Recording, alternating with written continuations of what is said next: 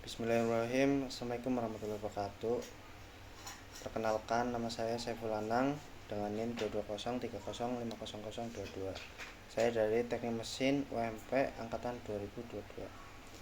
Jadi saya akan mempresentasikan tugas metode penelitian saya yang berjudul simulasi CFD untuk menganalisis kehilangan energi pada pipa berdiameter besar dalam sistem distribusi fluida. Latar belakang dari penelitian ini yaitu seiring perkembangan teknologi, alat pendistribusi udara yang hemat energi dan ramah lingkungan semakin dibutuhkan. Salah satunya dalam sistem perkondisian udara. Salah satu tantangan adalah mengatur debit aliran udara melalui variasi luas penampang agar memenuhi kebutuhan pendinginan.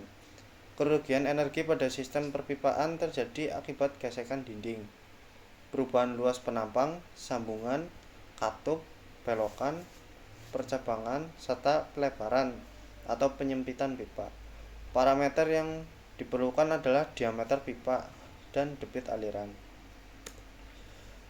Terus ada rumusan masalah. Jadi ada dua rumusan masalahnya, yaitu yang pertama itu bagaimana pengaruh ukuran diameter pipa terhadap kecepatan aliran menggunakan metode computational fluid dynamic yaitu CFD. Terus rumusan masalah yang kedua itu bagaimana pengaruh ukuran diameter pipa terhadap nilai head loss menggunakan metode computational fluid dynamic atau CFD.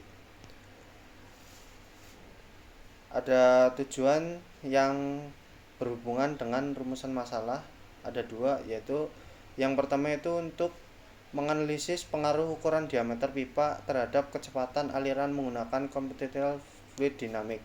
Jadi nanti pengujiannya itu tergantung diameter yang akan kita uji.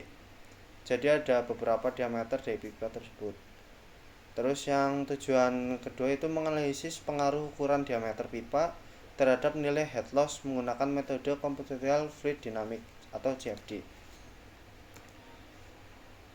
Manfaat dari penelitian ini memberikan kontribusi terhadap pemahaman yang lebih mendalam mengenai fenomena kehilangan energi pada pipa berdiameter besar, termasuk pengaruh geometri, bilangan Reynolds, dan karakteristik fluida terhadap aliran turbulen menggunakan computational fluid dynamic atau CFD.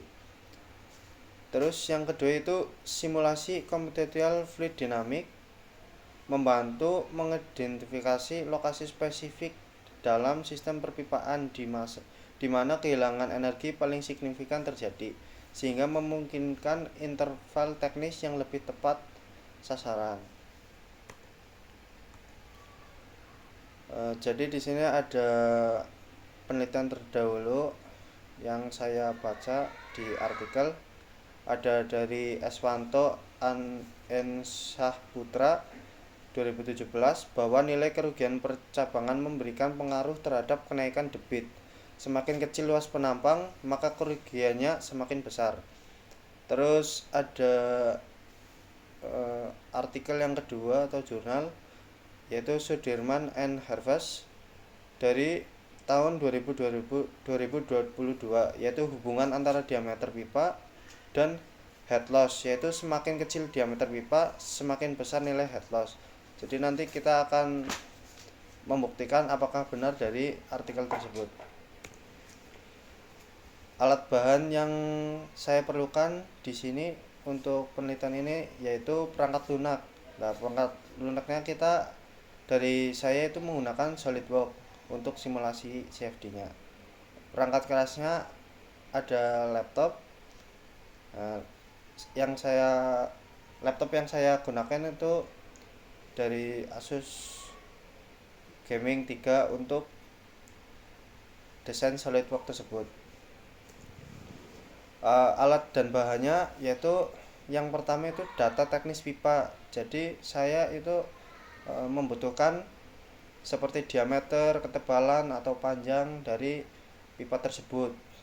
Jadi nanti saya membuat simulasi dengan parameter tersebut. Terus yang kedua itu ada parameter fluida. Jadi nanti saya akan menggunakan jenis fluida air di dalam simulasi tersebut. Yang selanjutnya ada diagram alir. Ya, jadi saya mulai dari identifikasi masalah, terus menentukan tujuan penelitian, studi literatur, terus pembuatan model geometri pipa, simulasi CFD, analisis simulasi CFD, kesimpulan dan saran, dan selesai. Alur penelitian dari judul saya yaitu rumusan masalah, terus yang kedua kajian pustaka, yang ketiga desain eksperimen, yang keempat pengujian menggunakan CFD, terus analisis dari berapa diameter dari CFD saya, terus yang keenam itu penulisan laporan. Rencana anggaran biaya. Jadi saya membutuhkan rencana anggaran biaya ini. Yang pertama itu untuk alat dan bahan, itu sekitar 20 juta untuk software simulasi pembelian dan komputer spesifikasi tinggi atau laptop. Pengujian laboratorium 3 juta itu biaya penggunaan alat uji di laboratorium. Terus transportasi membutuhkan 1 juta untuk biaya perjalanan ke lokasi pengujian. Peralatan pendukung 2 juta itu pembelian peralatan seperti manometer, flowmeter, dan sensor-sensor lainnya yang dibutuhkan. Dan biaya yang terduga ada 1 juta. Jadi totalnya itu ada 27 juta untuk rencana anggaran biaya saya. Terus di sini ada rencana anggaran diagram Gantt dari laporan saya, itu persiapan pada bulan Januari dan Februari.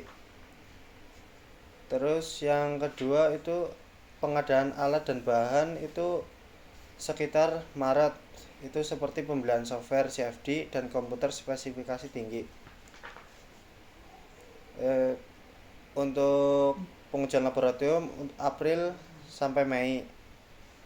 Terus untuk analisis data itu di bulan Juni dan penulisan laporan di bulan Juli. Baik, mungkin cukup sekian. Mohon maaf jika ada kesalahan kata dalam presentasi saya. Terima kasih. Wassalamualaikum warahmatullahi wabarakatuh.